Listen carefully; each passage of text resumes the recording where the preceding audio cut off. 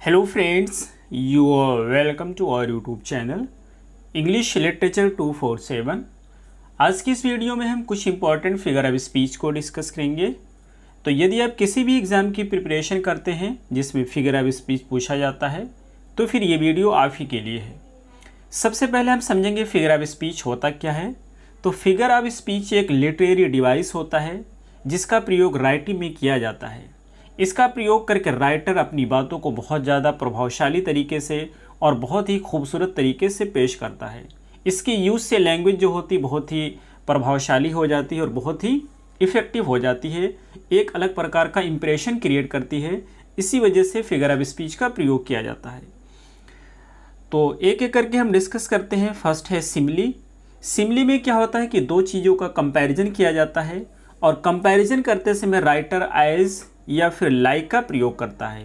इन्हीं दोनों वर्ड की सहायता से कंपैरिजन किया जाता है और उसी को हम बोलते हैं सिमिली। एग्जाम्पल के तौर पे फर्स्ट है the quality of mercy is not strained it dropped as the gentle rain from the heaven. कहना चाहते हैं कि जो मर्सी की क्वालिटी होती है, जो काइंडनेस की क्वालिटी होती है, इससे रोका नहीं जा सकता है। ये इस तरह से बरसती है जैसे कि हेवन से बारिश बरसती है। तो यहाँ पे देख सकते हैं एज का प्रयोग किया गया है। सेकंड है the holy time is as quiet as a nun. ये कहना चाहते हैं कि टाइम जो है वो उसी तरह से शांत है जिस तरह से एक नन होती है। यहाँ पे एज का प्रयोग किया गया है। थर्ड है O my love is like a red red rose. कहता है मेरा जो प्यार है वो रेड रोज़ की तरह है। यहाँ पे लाइक का प्रयोग किया गया है। तो इन वर्ड्स का प्रयोग करके एज और लाइक का प्रयोग करके कंपैरिजन किया गया है। Next is metaphor. मेटाफर भी एक फिगर ऑफ स्पीच होता है जिसमें दो चीज़ों का कंपैरिजन किया जाता है। इसमें जिन दो चीज़ों का कंपैरिजन किया जाता है वो आपस में एक दूसरे से रिलेटेड नहीं होती हैं, वो एक दूसरे से संबंधित नहीं होती हैं। यहाँ पर कंपैरिजन करते समय राइटर एज या लाइक का प्रयोग नहीं करता है। सिमिली में कंपैरिजन करते समय एज या लाइक का प्रयोग किया जाता है। मेटाफर में एज या लाइक का प्रयोग नहीं किया जाता है। जो हमारा मेटाफर होता है इसको इम्प्लाइड सिमिली भी कहा जाता है। तो इसके एग्जांपल्स देखते हैं। फर्स्ट है the camel is the ship of desert. Second है यानी कि जो कैमल है वो डेजर्ट का शिप है। सेकंड है her lovely voice was music to his ear. उसकी जो प्यारी आवाज़ थी उसके कानों के लिए म्यूज़िक का काम कर रही थी। थर्ड है your brain is a computer. तुम्हारी जो दिमाग है वो कंप्यूटर है। तो डायरेक्ट इसमें बता दिया जा रहा है तुम्हारी दिमाग कंप्यूटर है, उसकी जो वॉइस थी म्यूज़िक थी, जो कैमल है वो शिप है। यदि इन्हीं सेंटेंसेस में हम लाइक का प्रयोग कर दें, कहाँ पे यूज़ कर दें?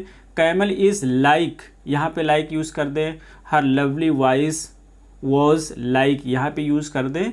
और your brain is like a computer, यहाँ पे लाइक का प्रयोग कर दें। तो ये सारे सिमिली हो जाएंगे। आई होप कि आपको दोनों में डिफरेंस जरूर समझ आ गया होगा। थर्ड है पर्सनिफिकेशन। आप देख सकते हैं ये बना है पर्सन से। पर्सन के माने होता है व्यक्ति। पर्सनिफिकेशन में क्या होता है कि एक नॉन लिविंग थिंग्स होती है उसको हम क्या करते हैं, लिविंग मान लेते हैं, या किसी वस्तु को कोई व्यक्ति मान लेते हैं और उसी को हम बोलते हैं पर्सनिफिकेशन। एग्जाम्पल से देखेंगे। फर्स्ट है death completes his course no one can stop him. मौत अपना काम पूरा करती है, कोई व्यक्ति उसे रोक नहीं सकता है। मौत जो डेथ होती है एक नॉन लिविंग है, उसके लिए हिज का प्रयोग किया गया है और यहाँ पे हिम का प्रयोग किया गया है। हमें पता है कि हिज और हिम का प्रयोग किसी व्यक्ति के लिए किया जाता है और यहाँ पे डेथ के लिए किया गया है, इसी वजह से ये पर्सनिफिकेशन हो गया। सेकंड है the moon has hidden her face behind the clouds. चांद ने अपना चेहरा बादलों के पीछे छुपा लिया है। अब देख सकते हैं मून है, मून एक नॉन लिविंग ऑब्जेक्ट है, उसके लिए हर का प्रयोग किया गया है, इसी वजह से पर्सनिफिकेशन है। थर्ड है the fire swallowed the entire forest. आग ने पूरे जंगल को निगल लिया।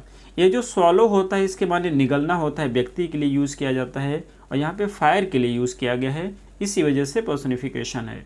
फोर्थ है the flowers dance in the gentle breeze. ये कहना चाहते हैं कि जो फूल थे वो जेंटल ब्रीज में डांस कर रहे थे। अब डांस का प्रयोग किसके लिए करते हैं? व्यक्ति के लिए करते हैं। यहाँ पे फ्लावर्स के लिए यूज़ किया गया है, इसी वजह से ये सारे एग्जाम्पल्स क्या हैं, पर्सनिफिकेशन के हैं। आई होप कि ये भी पॉइंट आपको ज़रूर समझ आया होगा। नेक्स्ट है अलिट्रेशन। अलिट्रेशन में क्या होता है कि एक कॉन्सोनेंट लेटर होता है या साउंड होता है जो बिगनिंग में वो कॉन्सोनेंट आता है उसका रिपीटिशन होता है बार बार, वो जो लेटर होता है या साउंड होता है उसकी रिपीटिशन होती है और उसी को हम बोलते हैं एलिटरेशन। देख सकते हैं एग्जाम्पल में, बेटे बिया bought a pot of butter, B का रिपीटेशन हो रहा है और इसी वजह से ये क्या है, एलिटरेशन है। थर्ड है my mother makes a marvellous melon cake, M का रिपीटिशन हो रहा है और इसी वजह से ये एलिटरेशन है। थर्ड है four friends finished their Friday feast, सब में एफ का रिपीटिशन हो रहा है। और आगे देखेंगे the tornado tossed the truck onto the tree, और यहाँ पे टी का रिपीटिशन हो रहा है। तो ये सारे एग्जाम्पल किसके हैं, एलिटरेशन के हैं। नेक्स्ट है एसोनेंस। जिस तरह से एलिटरेशन में कॉन्सोनेंट का रिपीटिशन होता है उसी तरीके से एसोनेंस में वॉवेल का रिपीटिशन होता है। दोनों में डिफरेंस क्या होता है कि जो एसोनेंस होता है इसमें जो वर्ड स्टार्ट होता है तो स्टार्टिंग का जो लेटर होता है वो कॉन्सोनेंट होता है, और जो ये कॉन्सोनेंट होगा तो आगे बदलता जाएगा कॉन्सोनेंट, लेकिन उसके बाद में जो जस्ट वॉवेल आता है वो सेम होता है। जैसे यहाँ पर मेलो में एम के बाद में ई आ रहा है, वेडिंग में डब्ल्यू के बाद ई आ रहा है और बेल में बी के बाद में ई आ रहा है। तो कॉन्सोनेंट आपके चेंज हो रहे हैं लेकिन वॉवेल सेम है और इसी को हम बोलते हैं एसोनेंस। सेकंड एग्जांपल है, तो यहाँ पर टी के बाद में आई आ रहा है, यहाँ पर एफ के बाद में आई आ रहा है। अगर दो भी मैच कर रहे हैं, देखिए यहाँ पर लिखा हुआ है टू और मोर वर्ड्स, दो भी वर्ड मैच कर रहे हैं तो वो एसोनेंस होगा। थर्ड है fleet feet sweep by sleeping ग्रीज, और फोर्थ है I must confess that in my quest, M के बाद में यू है और यहाँ पर क्यू के बाद में यू है। फिफ्थ है I felt depressed and restless, देख सकते हैं एफ के बाद में ई है, डी के बाद ई है और आर के बाद में ई है। तो ये सारे एग्जाम्पल हैं एसोनेंस के, आपको जरूर समझ आए होंगे। अगला हमारा है 6 नंबर का एंटीथेसिस। एंटीथेसिस क्या होता है, ये जो एंटीथेसिस होता है इसमें दो स्टेटमेंट होते हैं और एक स्टेटमेंट दूसरे स्टेटमेंट का विरोध कर रहा होता है, ये अपोज कर रहा होता है। जैसे कि आपके पास एग्जाम्पल हैं एंटीथेसिस के, speech is silver but silence is gold, ये कहते हैं बोलना तो बहुत अच्छी बात है लेकिन खामोश रहना उससे भी अच्छी बात है। Man proposes God disposes, man जो है प्रस्ताव बनाता है, गॉड उसे बिखेर देता है, देखिए उसका अपोज कर रहा है। थर्ड में है united we stand divided we fall, यदि हम लोग यूनाइटेड रहेंगे, एक साथ रहेंगे तो मजबूत रहेंगे, और यदि हम लोग अलग अलग हो जाएंगे तो हमारा पतन हो जाएगा, हम लोग कमज़ोर हो जाएंगे। तो एक स्टेटमेंट दूसरे स्टेटमेंट का विरोध कर रहा है और इसी को हम बोलते हैं एंटीथेसिस। नेक्स्ट है ऑक्सीमोरोन। ऑक्सीमोरोन में क्या होता है कि दो अपोजिट टर्म्स होते हैं, दो कंट्राडिक्टरी टर्म्स होते हैं जो साइड बाय साइड यूज़ किए जाते हैं, यानी कि पास पास में यूज़ किए जाते हैं। जैसे एग्जाम्पल है this is an open secret, open और सीक्रेट को देखेंगे तो एक दूसरे के अपोजिट है और साइड बाय साइड यूज़ किए गए हैं। ऐसे ट्रेजिक जो है निगेटिव वर्ड है, कॉमेडी पॉजिटिव है और ये साइड बाय साइड यूज़ किए गए हैं। वाइज फूल की बात करें तो वाइज और फूल दोनों एक दूसरे के अपोजिट हैं, वाइज माने बुद्धिमान और फूल मीन्स बेवकूफ़ होता है। फोर्थ है love is bitter sweet, bitter means कड़वा, स्वीट मीन्स मीठा होता है। पेड वॉलंटियर, पेड यानी जो पैसे से काम करता है, वॉलंटियर अपनी इच्छा से काम करता है। तो ये सारे एग्जाम्पल हो जाएंगे ऑक्सीमोरोन के। Next is earth paradox. Paradox क्या होता है कि एक स्टेटमेंट होता है और वो सेल्फ का कंट्राडिक्टरी होता है, यानी कि जो स्टेटमेंट होता है वो अपने आप का ही विरोध कर रहा होता है। एग्जाम्पल के तौर पे देखेंगे, पहला है child is the father of man. अब ये कहते हैं चाइल्ड जो है वो मैन का फादर है। आप सोच सकते हैं किसी व्यक्ति का फादर चाइल्ड कैसे हो सकता है, तो खुद का विरोध कर रहा है। सेकंड है all animals are equal but some animals are more equal than others. एक बार बोला गया ऑल एनिमल्स आर इक्वल, यानी कि सारे एनिमल बराबर हैं, फिर कहते हैं कि सम जो है वो मोर इक्वल है, यानी उसी स्टेटमेंट को कंट्राडिक्ट कर रहे हैं। थर्ड है I must be cruel to be kind, kind होने के लिए मुझे क्रूएल होना पड़ेगा, खुद को कंट्राडिक्ट किया जा रहा है। और फोर्थ है some day you will be old enough to read fairy tales again, एक दिन आप इतना ज़्यादा बूढ़े हो जाओगे कि फिर से फेरी टेल्स पढ़ोगे। फेरी टेल परियों की कहानी कौन सुनता है या पढ़ता है, तो बच्चे पढ़ते हैं, और ये कहना चाहते बूढ़े हो जाओगे तब पढ़ोगे, तो ये भी क्या है, पैराडॉक्स ही है। नेक्स्ट है आयरनी। आयरनी में क्या होता है कि कभी कभी आपके साथ भी ऐसा होता है कि कोई चीज़ जो होता है उसका अपोजिट आप बोलते हैं। जैसे कोई व्यक्ति होता है बाइक चला रहा है, बहुत ही स्लो चला रहा है, आप बोलते हैं यार तुम तो बड़ी तेज़ चला रहे हो।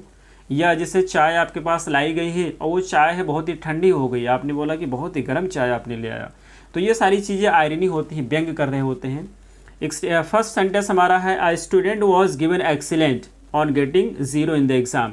स्टूडेंट को एग्जाम में 0 मिला है, आप कहते हैं वाओ आपने तो एक्सीलेंट मार्क्स गेन किया है। सेकंड में बोलते हैं आप my kids are best friends like cats and dogs. मेरे जो बच्चे हैं वो बहुत ही अच्छे दोस्त हैं जिस तरह के कुत्ते और बिल्ली होते हैं। अब बताइए कैट्स एंड डॉग्स अच्छे दोस्त हो सकते हैं? कभी नहीं हो सकते हैं। तो उन्हीं की तरह इनके किड्स बेस्ट फ्रेंड है, ये भी एक आयरनी है। थर्ड है water water everywhere but not a drop to drink. हर तरफ पानी भरा हुआ है लेकिन पीने के लिए पानी नहीं है, तो ये भी एक आयरनी है। नेक्स्ट है कैसमस। कैसमस में क्या होता है कि फर्स्ट हाफ जो होता है सेंटेंस का, पहले सेंटेंस का जो हाफ होता है उसको सेकंड सेंटेंस में रिपीट किया जाता है और उसी को हम बोलते हैं कैसमस। आप देख सकते हैं यहाँ पे जो हाईलाइट किया गया है, डोंट लेट अ फूल किस यू। एक फूल को किस मत करने दो, और अ किस फूल यू, या किसी ने अगर आपको किस कर दिया है तो बेवकूफ़ मत बनो उससे।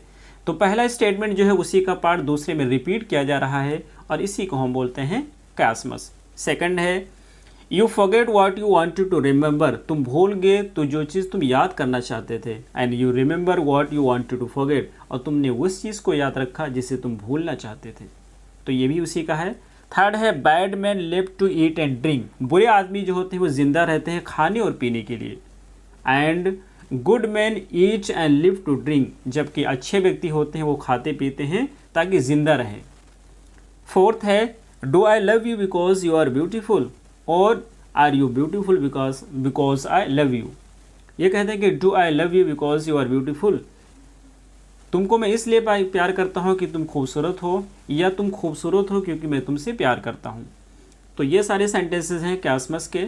नेक्स्ट हो जाएगा एनाफोरा। एनाफोरा में क्या होता है कि repetition of some words in different clause. जैसे पहला सेंटेंस है, पहले सेंटेंस के कुछ वर्ड को ले लिया जाता है और आगे वाले क्लॉज में उसको रिपीट किया जाता है। जैसे I want my money right now, एक क्लॉज हो गया, और राइट को राइट हियर ऑल राइट आगे रिपीट किया गया है, इसी को बोलते हैं एनाफोरा। नेक्स्ट है 12 एपोस्ट्रोफी।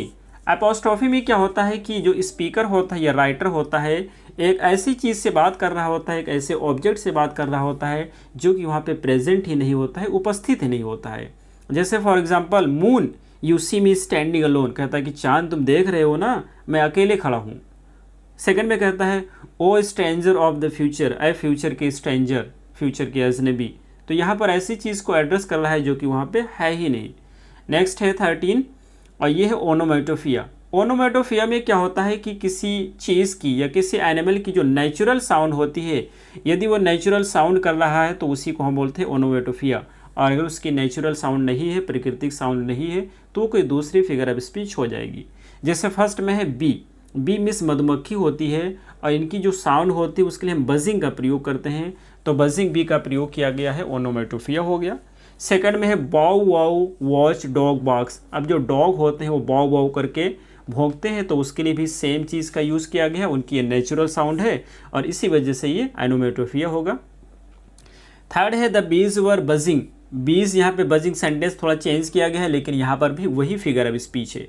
लेकिन यदि हम बात करें यहाँ पर फोर्थ में सिंगिंग बीज, अब ये जो बीज है मधुमक्खी है, ये क्या सिंगिंग करती हैं, गाना गाती हैं? नहीं, गाना तो कोई व्यक्ति गाता है, मधुमक्खी तो गाती नहीं है। और फिफ्थ वाले में भी यही है, द बीज वर सिंगिंग, मधुमक्खी गाना गा रही थी। तो ये दोनों एग्जाम्पल हो जाएंगे पर्सोनिफिकेशन के, ठीक है। इसके एग्जाम्पल नहीं है, किसके हैं? पर्सोनिफिकेशन के हैं। अगला है फोर्थ हाइपरबोल। हाइपरबोल में क्या होता है कि किसी चीज़ को बहुत ज़्यादा बढ़ा चढ़ाकर पेश किया जाता है।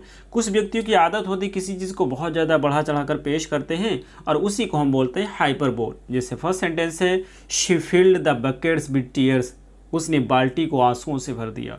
आप सोचिए कि आंसू से क्या होता है, किसी व्यक्ति का आंसू टपकेगा, शरीर से नीचे तो नहीं पहुंच सकता है, लेकिन इन्होंने क्या कहा कि उसने आंसुओं से बाल्टी भर दिया। सेकंड में कह रहे हैं she was attending millions call at a time, एक ही बार में वो मिलियंस यानी कि 10 लाख कॉल को अटेंड कर रही थी। ये सारी चीज़ें क्या है, हाइपरबोल का प्रयोग किया गया है। अगला है 15 नंबर का लाइटोटीज। लाइटोटीज क्या होता है कि एक आयरनिक स्टेटमेंट होता है जिसमें जो राइटर बोलना चाहता है तो अफर्मेटिव का प्रयोग ना करके वो नेगेटिव का प्रयोग करता है, फिर बोलता है। सिंपली आप ये समझते हैं नेगेटिव का निगेटिव वर्ड का प्रयोग करके पॉजिटिव मीनिंग लेता है, उसमें कोई ना कोई नेगेटिव टर्म का प्रयोग किया जाता है और मीनिंग उसकी पॉजिटिव ली जाती है, उसी को हम बोलते हैं लाइटोटीज। एग्जाम्पल से ज़्यादा समझ आएगा। ही इज़ नॉट अनफ्रेंडली, यहाँ पे नॉट का प्रयोग किया गया, अनफ्रेंडली दो नेगेटिव बन के पॉजिटिव हो गया, यानी कि वो फ्रेंडली है। सेकंड है he is not the brightest man in the world. अब यहाँ पे नॉट ब्राइटेस्ट, तो ब्राइटेस्ट नहीं यानी कि वर्ल्ड में बेवकूफ़ व्यक्ति है। फोर्थ है you are not a bad singer, तो बैड भी नेगेटिव, नॉट भी नेगेटिव यानी कि पॉजिटिव हो गया, मतलब ये हो गया you are a good singer. Fourth है he is the citizen of no mean city, किसी मामूली सिटी का सिटीजन नहीं हो, यानी कि अच्छे शहर का वो शहरी है। अगला है मेटोनिमी। तो मेटोनिमी में क्या होता है कि इसमें जो मेन टर्म होता है, जो मेन वर्ड होता है, उसका प्रयोग ना करके उसके स्थान पे उसका सब्स्टिट्यूट यूज़ किया जाता है। ठीक है, उस वर्ड का प्रयोग ना करके उसका सब्स्टिट्यूट यूज़ कर दे। फॉर एग्जांपल मोनार्क होता है, मोनार्की मीन्स राजा होता है, तो राजा का प्रयोग ना करके क्राउन का प्रयोग किया जाता है। या जैसे यूएस फिल्म इंडस्ट्रीज़ का प्रयोग ना करके हॉलीवुड की बात करते हैं। क्या आप हॉलीवुड मूवीज़ देखते हैं तो आपको समझ आ जाएगा फॉरेन मूवीज़ की बात कर रहे हैं। बेंच ने अपना डिसीजन सुना दिया है, मतलब जुडिशरी यानी कि कोर्ट ने अपना डिसीजन सुनाया है। जैसे आपने कहा क्या आपने शेक्सपियर को पढ़ा है, तो शेक्सपियर को आप क्या पढ़ोगे, उसके वर्क्स की हम बात कर रहे हैं। तो ऐसे कहते हैं कि silver man has never red browning, silver man ने कभी भी ब्राउनिंग को नहीं पढ़ा है, तो ये कहना चाहते हैं ब्राउनिंग के वर्क्स को नहीं पढ़ा है। तो जब भी हम कोई सब्स्टिट्यूट यूज़ करते हैं किसी वर्ड के लिए, उसी को बोलते हैं मेटोनिमी। नेक्स्ट है यूफेमिज्म। यूफेमिज्म बहुत ही अच्छा वर्ड है।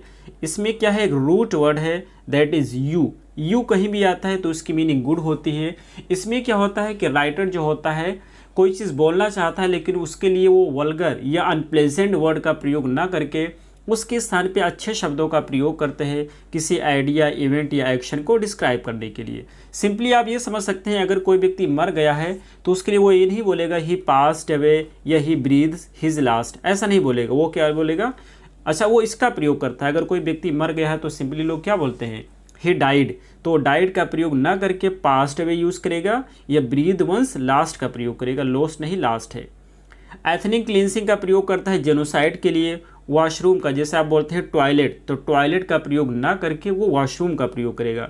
जैसे जो ओल्ड पीपल होते हैं उनको हम क्या बोलते हैं, ओल्ड पीपल बोलते हैं, लेकिन उसका यूफेमिज्म होता है सीनियर सिटीजन। लंगड़े लोग होते हैं उसको हम क्या बोलते हैं, हैंडीकैप्ड बोलते हैं, लेकिन उसका यूफेमिज्म हो जाएगा डिफरेंटली एबल्ड। तो ये सारे यूफेमिज्म होते हैं। यूफेमिज्म में यही होता है कि वल्गर या अनप्लेजेंट शब्दों का प्रयोग ना करके उसके लिए हम अच्छा वर्ड का प्रयोग करते हैं और उसी को हम बोलते हैं यूफेमिज्म। नेक्स्ट है मैलाप्रोपिज्म। मैलाप्रोपिज्म में क्या होता है, इसका बहुत ही सिंपल लैंग्वेज में समझेंगे। कोई व्यक्ति होता है जिसकी ज़बान फिसल जाती है तो कुछ का कुछ बोल देता है, तो ये मैल माने क्या होता है, बुरा। मैल माने मैल होता है यानी कि बुरा होता है।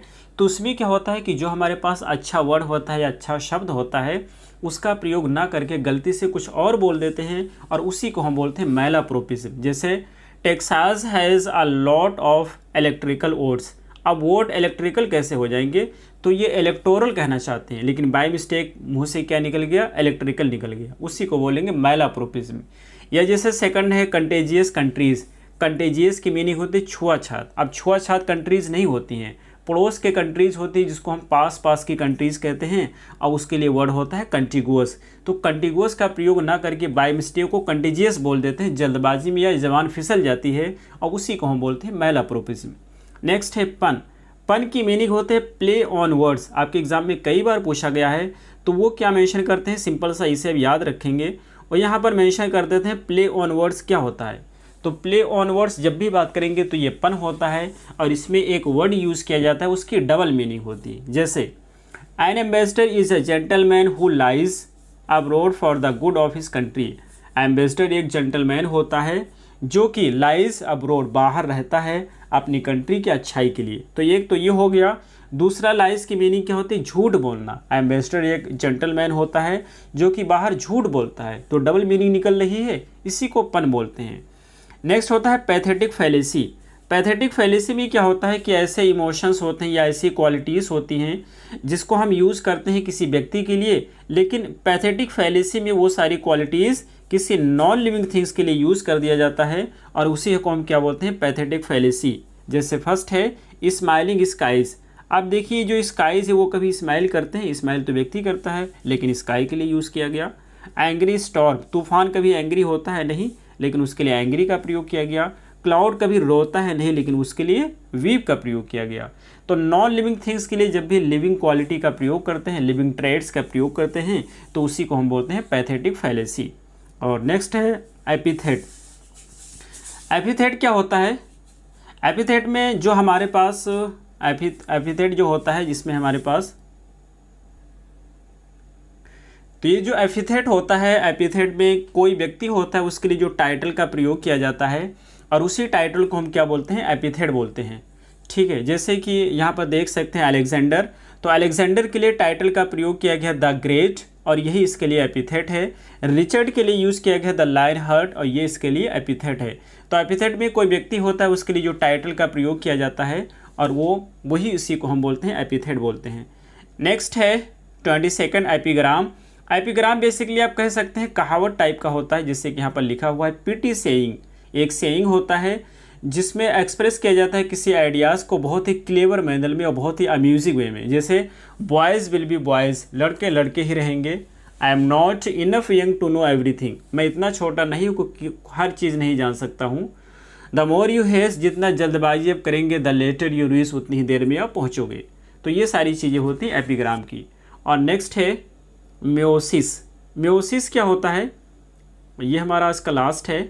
म्योसिस क्या होता है कि जैसे कि आप हाइपरबोल जानते हैं, तो हाइपरबोल में क्या होता है, चीज़ों को बहुत ज़्यादा बढ़ा चढ़ाकर पेश किया जाता है, जबकि म्योसिस जो होता है इसमें चीज़ों को अंडर स्टेट किया जाता है। हाइपरबोल में क्या करता है, यहाँ पर it means to understate, चीज़ों को कम आंका जाता है, जबकि क्या होता है कि हाइपरबोल में चीज़ों को बढ़ा चढ़ाकर पेश किया जाता है। तो सिंपली आप ये समझ सकते हैं कि ये जो म्योसिस होता है वो हाइपरबोल का अपोजिट होता है। जैसे यहाँ पर एग्जाम्पल है, he is mortally wounded and says it is only scratch. वो बुरी तरह से ज़ख्मी हो गया था, घायल हो गया था, उसने कहा नहीं ये तो केवल स्क्रैच आया है, बस थोड़ा सा खरोच आया है। तो इसी चीज़ को क्या बोलते हैं? म्योसिस होते हैं, यानी कि चीज़ें जो है बहुत ज़्यादा अंडर एस्टिमेट कर दिया जाता है, बहुत ज़्यादा कम आंका जाता है। तो ये रहे हमारी आज की कुछ फिगर ऑफ स्पीच। हमें उम्मीद है आपको ज़रूर समझ आई होंगी। फिर मिलते हैं अगली वीडियो में। Till then take care, have a good time.